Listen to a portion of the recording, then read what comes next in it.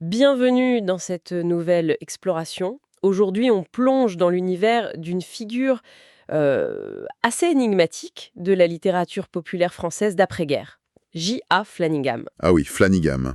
Un nom qui, c'est vrai, ne dit peut-être plus grand-chose aujourd'hui. Pourtant, il était derrière une production foisonnante et surtout une série qui a vraiment marqué son époque, celle du reporter détective Bill Disley. Alors, notre mission aujourd'hui, si on peut dire, elle est double.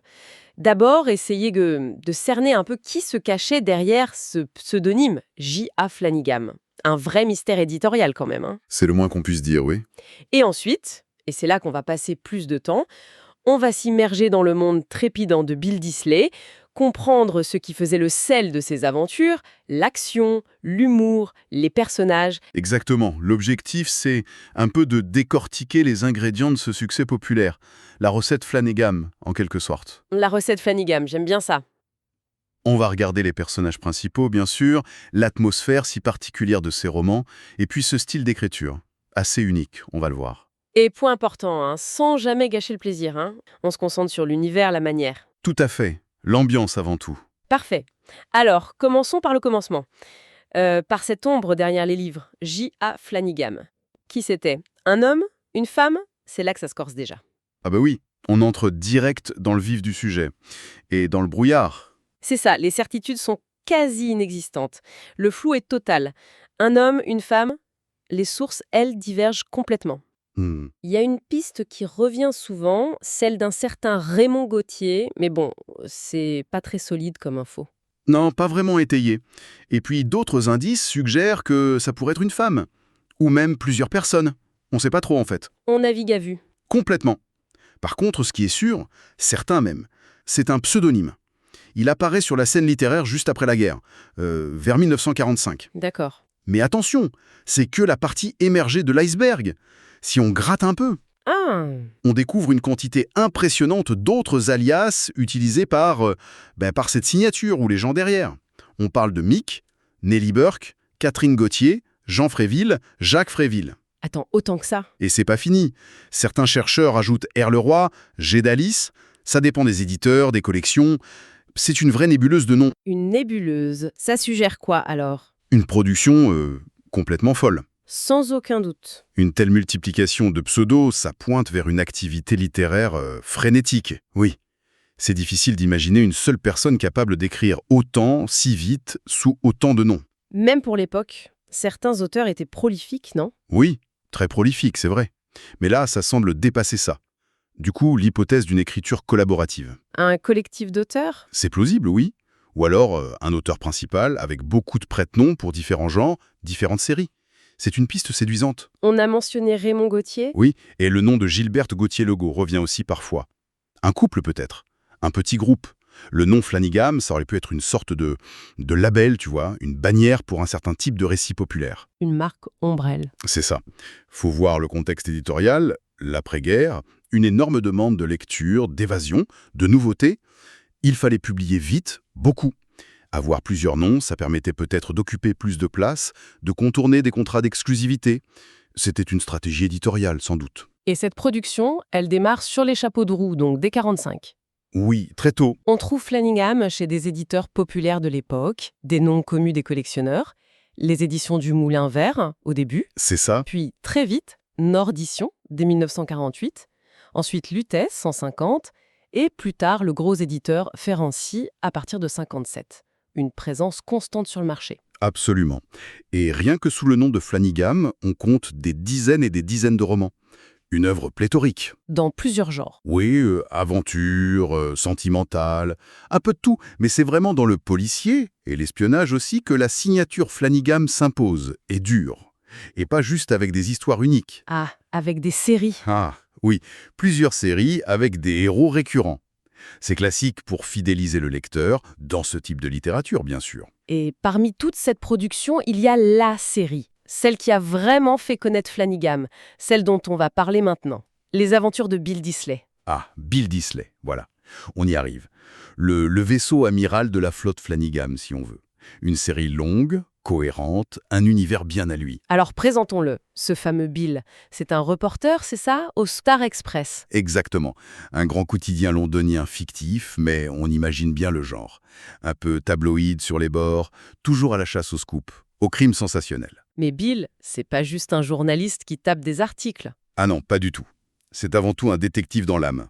Un aventurier même. Des affaires compliquées, souvent dangereuses. Il a un profil type, jeune, élégant. Mhm. Jeune, plutôt désinvolte dans son style, avec ce fameux chapeau mou toujours un peu de travers. L'image classique. C'est ça. Et puis, il est décrit comme ayant un esprit vif, un peu caustique, mais surtout, ce qui le motive, c'est l'aventure, le risque. Il y a cette phrase qui revient.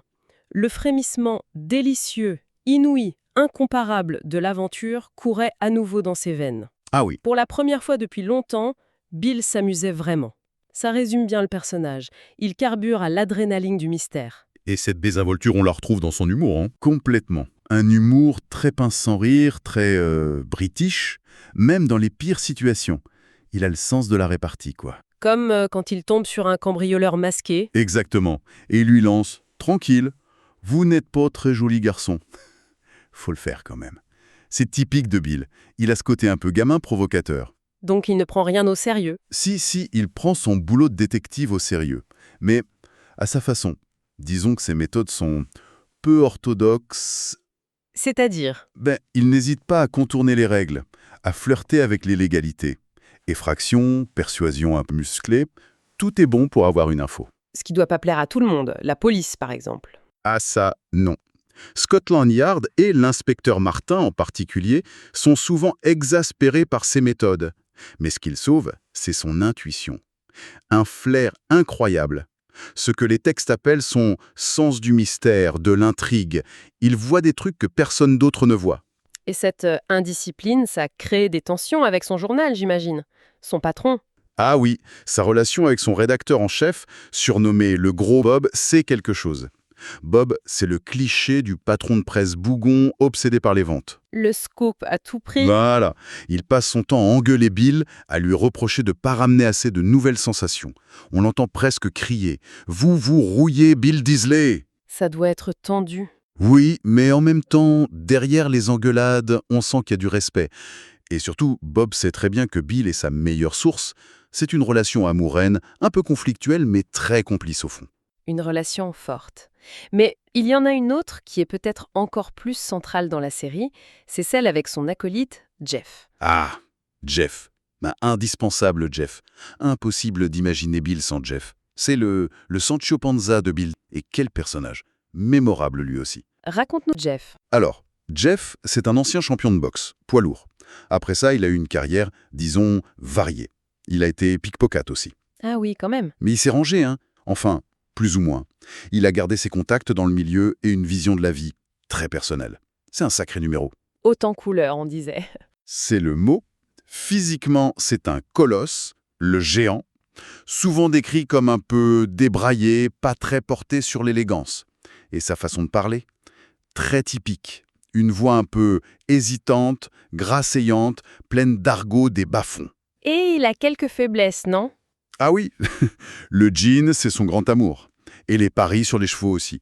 Ce qui le met souvent dans des situations financières délicates. Mais derrière tout ça, Il y a un cœur énorme et une loyauté sans faille pour Bill. C'est dit et redit. Il donnerait sa vie pour lui. et son rôle auprès de Bill, c'est quoi exactement? Juste les muscles? Non, bien plus que ça. Bon, sa force, ça aide parfois, c'est sûr. Mais son vrai truc, c'est ses connexions. Son passé dans la pègre. Ses habitudes dans certains pubs louches comme celui de Tonton. Il a des infos que les autres n'ont pas. Exactement. Il est les yeux et les oreilles de Bill dans les bas-fonds. Et puis, il fait le chauffeur, l'accompagne dans ses expéditions nocturnes, les filatures. En râlant, j'ai cru comprendre. Ah oui, il râle tout le temps. Sur le danger, les horaires. Un vrai boulot d'apprenti flic, il bougonne souvent. Mais au final, il suit Bill partout, sans discuter. Et leur relation, à tous les deux? C'est l'amitié virile classique. C'est ça, mais avec beaucoup d'humour et une sorte de tendresse cachée.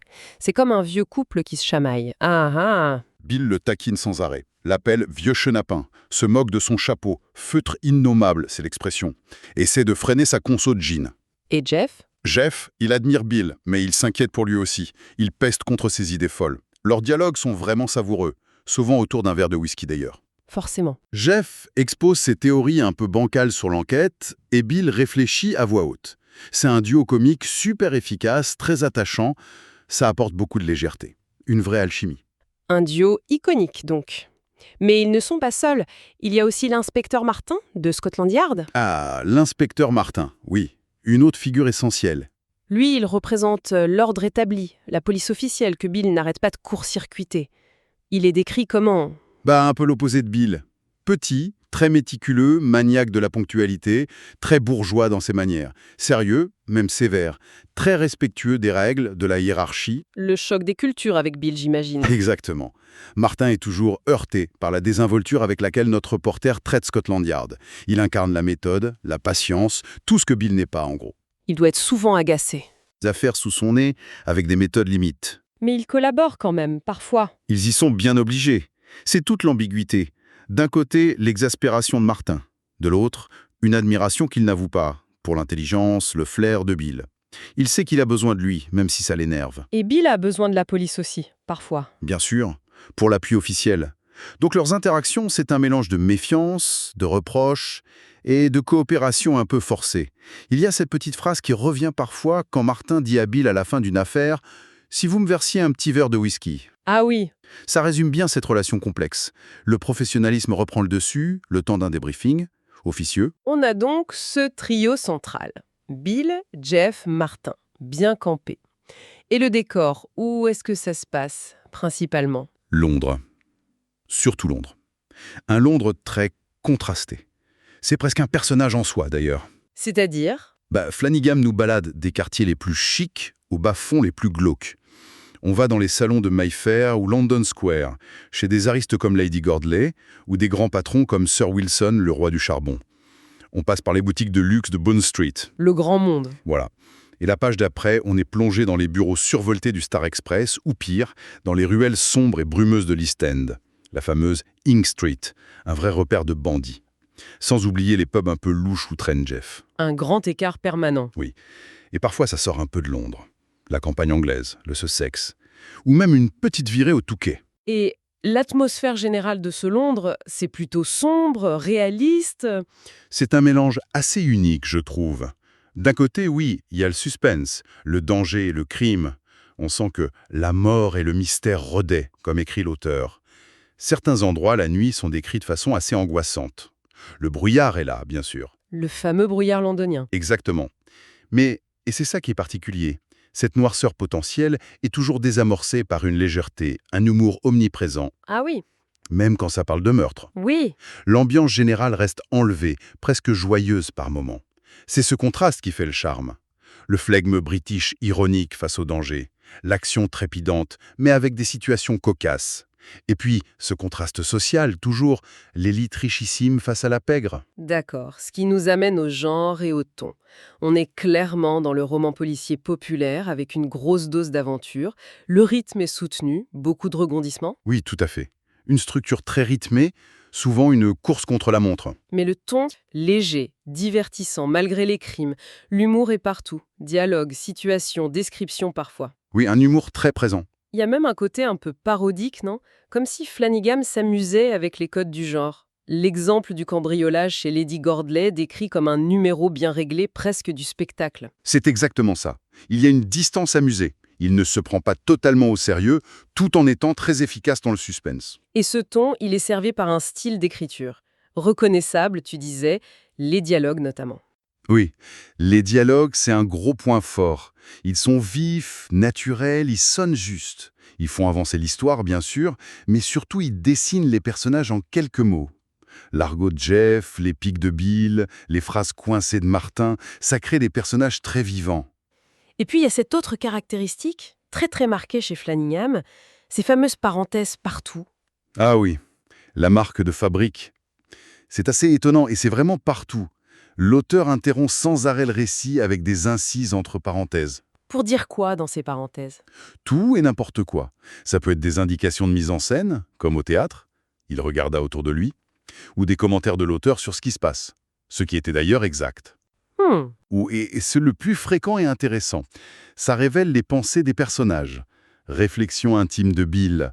Ce type me raconte des histoires, où ça explique leur psychologie. Il avait cette manie de mélanger tutoiement et vouvoiement. C'est comme si l'auteur nous faisait un clin d'œil, en fait. Exactement. Ça crée une complicité avec le lecteur. L'auteur nous parle par-dessus l'épaule des personnages. Ça casse un peu le quatrième mur. Et ça n'alourdit pas la lecture? Eh bien, paradoxalement, non, ça dynamise. Ça donne un rythme très particulier, presque parlé. Bon, c'est un style qui peut sembler un peu daté aujourd'hui, c'est vrai, Mais efficace à l'époque. terriblement efficace. Pour rendre la lecture vivante, engageante, combiné au dialogue rapide et à l'action, ça donne ce style très enlevé. Les descriptions sont là, mais concises, toujours au service du rythme.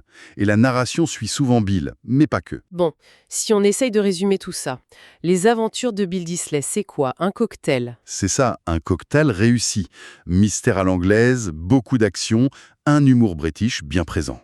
Contenu par des personnages attachants et bien campés. Et le tout emballé dans ce style rapide, vivant, avec la touche unique des parenthèses. On comprend mieux le succès populaire, effectivement. C'est clair. Et ce qui reste fascinant, au fond, c'est ça. Comment une œuvre aussi cohérente, avec un univers, un style si personnel, a pu sortir de l'imagination d'un auteur, ou d'un groupe dont on ne sait quasiment rien. Ça pose des questions sur la fabrique de la littérature populaire à cette époque. Tout à fait. Comment fonctionnait cette usine à histoire, le rôle des éditeurs? Le succès de Bill Disley, c'est aussi le succès d'une formule éditoriale sans doute. Bien.